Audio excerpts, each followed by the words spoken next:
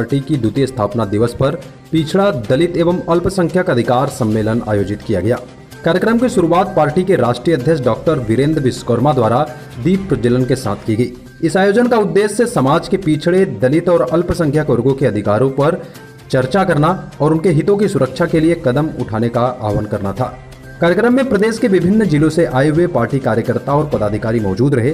Phulpur Amul factory से मात्र 500 metre की दूरी पर स्थित जूनियर हाई स्कूल के पास बने मैदान में आयोजित इस कार्यक्रम में भारी संख्या में लोगों ने शिरकत की। हजारों की भीड़ ने इस सम्मेलन में हिस्सा लिया, जिससे यह आयोजन और भी खास बन गया। यह सम्मेलन समाज के उन वर्गों के लिए है जो अपने अधिकारों से वंचित रह जाते हैं।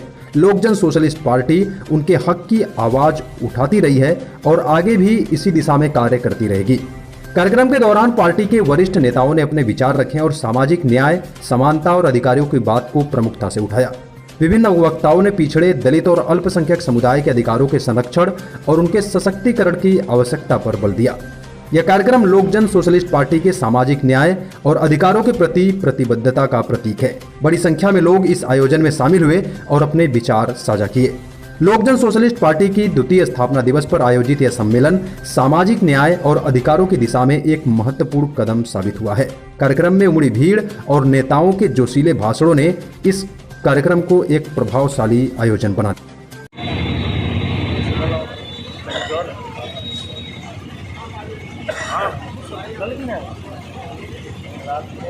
साथियों, नौकरी प्रदान किया जाए, इसके लिए अच्छी नीति बनाई जाए। आज क्रीमी लेयर की बात होती है, तो क्रीमी लेयर बनाना है तो जातिगत जनगणना कराई जाए। पूरे भारत देश में जातिगत जनगणना के लिए जद्दोजहद हो रहा है।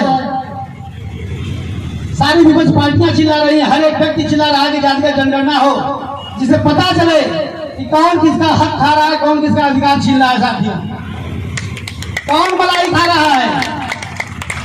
जब तक जातिगत जनगणना नहीं होगी कैसे निश्चय होगा, कैसे निश्चित होगा, कैसे पता चलेगा? तो इसके लिए हम लोग भी जातिगत जनगणना कराने के लिए प्रतिबद्ध हैं। साथियों, आज सरकारी जितनी संपत्तियां हैं उसको प्राइवेट कराते जा रही है। तो हम लोग इस मंच के माध्यम से सरकार से भी निवेदन करते हैं कि संपत्तियां हैं, प्राइवेटाइजेशन किया गया है, उसको निरस्त करके प्रभाव से और सरकारी व्यवस्था की उच्चतम व्यवस्था की जाए। विश्वकर्मा बल्ला, ज्योतिराम विश्वकर्मा, सारे जिला पत्रकार महोदय, पहले आप लोगों को बहुत बहुत धन्यवाद।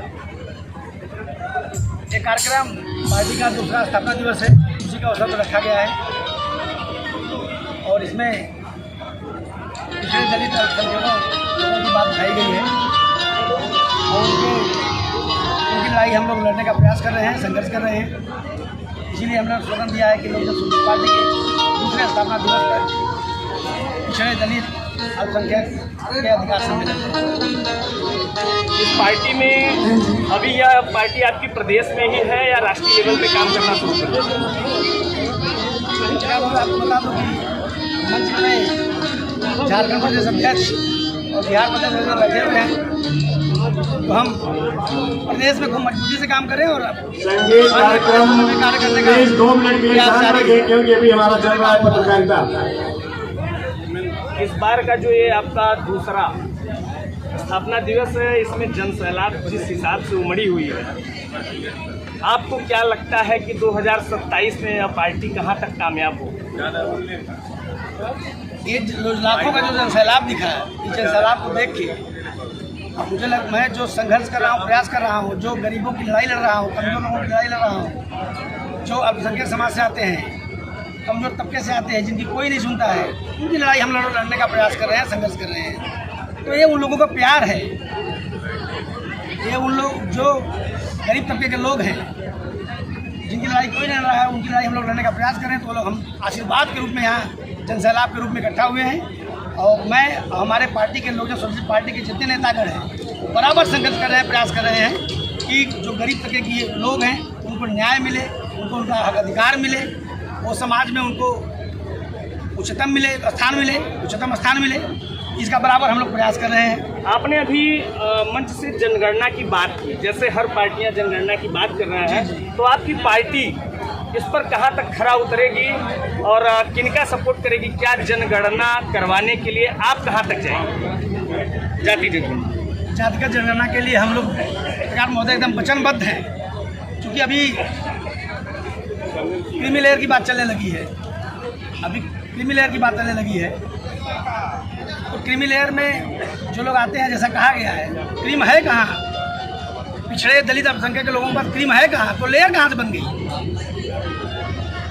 तो इसलिए हम लोग चाहते हैं कि जातिगत जनगणना हो, और इसके लिए मैं जनता से अपील कर रहा हूं कि आप सरकार बनाने का ताकत दीजिए, सरकार बनवाइए, जिससे कि हम लोग जातिगत जनगणना कराएं और ये सुनिश्चित हो कि कौन किसका हक अधिकार खा रहा है, कौन किसका अधिकार छीन रहा है। तो इसके लिए जातिगत जनगणना बहुत ही जरूरी है। जातिगत जनगणना की बात हुई और पार्टी विस्तार की बात हुई, भ्रष्टाचार और जो गरीबों की बात होती है, तो कहीं न कहीं एक मामला है शिवपुर विधानसभा का। नीतीश मौर्य, एक युवक है, उसकी हत्या हो जाती है, गरीब परिवार दर दर भटक रहा है इंसाफ के लिए, अभी भी उसे इंसाफ नहीं मिल पाया है, क्या कहेंगे इस पर? देखिए पत्रकार महोदय, ये जो मैं भी बोला हूँ, पिछड़े लोगों को न्याय पाना बड़ा मुश्किल हो गया है। आज मैं कह रहा हूँ ना कि हर जगह वही बैठे हुए हैं बड़े लोग। आज देखिए सदन में भी लोग नहीं बोल पाते हैं, जो पिछले लोग 60% के लोग हैं, लेकिन कहीं ना कहीं व्यक्तिगत लाभ की वजह से, मैं जो समझता हूँ कि व्यक्तिगत लाभ की वजह से नहीं बोल पाते हैं, लेकिन उनको अपनों की बात उठानी चाहिए। तो जब तक कुछ, मैंने अभी जो मंच के माध्यम से बोला है कि उच्च पदों पे ये पिछड़े दलित अल्पसंख्यक के लोग नहीं आएंगे, तब तक इनको हक अधिकार नहीं मिलेगा। चलते चलते आखिरी सवाल हमारा, आपके पार्टी से तमाम कार्यकर्ता, तमाम पदाधिकारी यहाँ मौजूद है, वो जाएं अपने क्षेत्र में आपकी पार्टी का विस्तार करें, क्या संदेश देंगे अपने कार्यकर्ताओं को? साथियों, मैं एक आप लोगों के माध्यम से कहना चाहूँगा, मैं लोकल सोशलिस्ट पार्टी के जो कार्यकर्ता हैं वो निरंतर प्रयास कर रहे हैं। कहीं घटना होती है पिछड़ों के साथ, गरीबों के साथ, कमजोरों के साथ, तो उसकी लड़ाई लड़ रहे हैं। लेकिन मैं आपके चैनल के माध्यम से एक बात और कहना चाहूँगा कि जब वन नेशन वन इलेक्शन की बात उठ रही है, अभी हाल में आप लोगों ने देखा कि वन नेशन वन इलेक्शन की बात हो रही है, तो जब चुनाव आयोग ने केवल हरियाणा मध्य प्रदेश में 2 जगह चुनाव कराना हुआ एक साथ, तो हाथ खड़ा कर दिया कि नहीं हो सकता, हम लोग इतने ताकत में नहीं है। चुनाव आयोग ने ये कहा ऐसा, तो बताइए कि पूरे भारत अब कैसे वन नेशन वन इलेक्शन लागू करा सकते हैं, जबकि अगर पूरे भारत की बात की जाए तो 28 प्रदेश है और 8 केंद्र शासित देश है। तो इतने जब 2 प्रदेश में नहीं करा पा रहा है, तो इतने में कहाँ से करा पाएगा? लास्ट क्वेश्चन, 2027 में आपकी पार्टी कितनी सीटें पे चुनाव लड़ेगी और कितनी सीटें निकाल सकती है? आप लोगों का अगर आशीर्वाद मिला तो मैं इतना संघर्ष कर रहा हूँ, हमारे जो कार्यकर्तागण हैं, नेतागण हैं, वो इतना संघर्ष कर रहे हैं, प्रयास कर रहे हैं कि हम 403 सीटों में 403 सीट निकालने का प्रयास करेंगे। ये आपके चैनल के माध्यम से हम कह रहे हैं। बस ये है कि आप लोगों का आशीर्वाद सहयोग हमेशा मिलता रहे, क्योंकि बड़ी मीडिया जो है अब हम लोगों को दिखाना बंद कर दी है। आप लोगों का धन्यवाद है कि आप लोग इतने लोग आए हैं। बड़ी मीडिया तो हम लोग देखना पड़ेगा, और वो कहती है तो जाति के नेता है, तो जाति के नेता हैं। ऐसे जब बैकवर्ड कोई राजनीति करता है उसे जाति से बुलाया जाता है, और वही जब फॉरवर्ड राजनीति करता है तो उसको ऐसा नहीं कहा जाता है।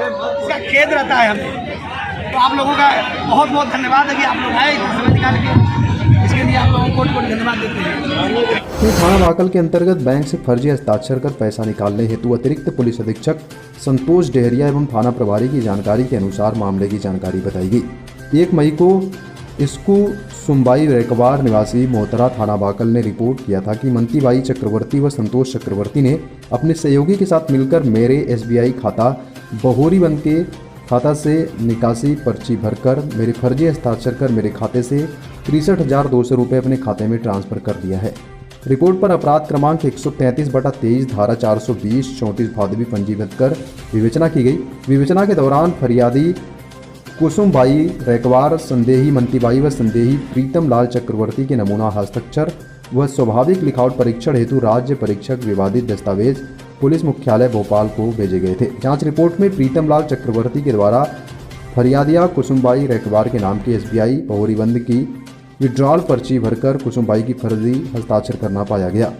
प्रीतम लाल पिता धुन्नीलाल चक्रवर्ती, उम्र 38 वर्ष, निवासी ग्राम सिमरापट्टी थाना बहोरीबंद जिला कटनी वर्ष 2017-18 में SBI ATM बहोरीबंद में सिक्योरिटी गार्ड की नौकरी करता था। उस दौरान कम पढ़े लिखे हितग्राहियों के पैसे जमा निकासी के फॉर्म भरता रहता था। उसी दौरान फरियादिया कुसुमबाई रेकबार के SBI खाता से कुसुमबाई के नाम की विड्रॉल पर्ची भरकर कुसुमबाई के स्वयं हस्ताक्षर कर छलपूर्वक 7 बार में कुल 63,200 रुपये अपने भाई संतोष चक्रवर्ती तथा पत्नी मंतीबाई के खाते में ट्रांसफर कर अंतर्गत ग्राम मखदूम नगर में कल हुई आस मोहम्मद उर्फ बब्बन की हत्या के गुत्थी अलीगंज पुलिस ने 12 घंटे में ही सुलझा दी।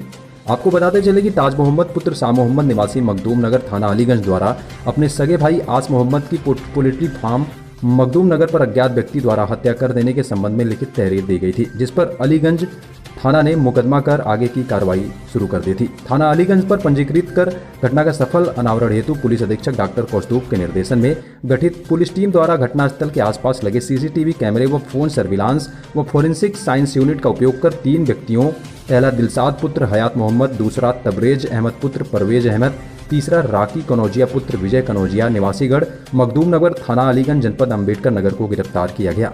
तीनों अभियुक्तगढ़ से सख्ती से पूछताछ की गई तो उनके द्वारा बताया गया कि हम तीनों लोग पोल्ट्री फार्म मखदूम नगर पर बैठकर शराब पी रहे थे, जिसका विरोध करते हुए मृतक आस मोहम्मद द्वारा हमको वहां से जाने के लिए कहा गया व गाली दी गई। इस बात से क्षुब्ध होकर वे तीनों लोग उत्तेजित हो गए और आस मोहम्मद को धक्का देकर नल के पास गिरा दिया। तबरेज व राकी कनौजिया उपरोक्त ने आस मोहम्मद का गला पकड़ा व दिलसाद ने मुर्गी फार्म पर रखे चाकू से उसका गला काटकर हत्या कर दिया। उपरोक्त तीनों व्यक्ति को पूछताछ के दौरान गिरफ्तार कर लिया गया है व उनकी निशानदेही पर एक चाकू खूनालुदा बरामद किया गया।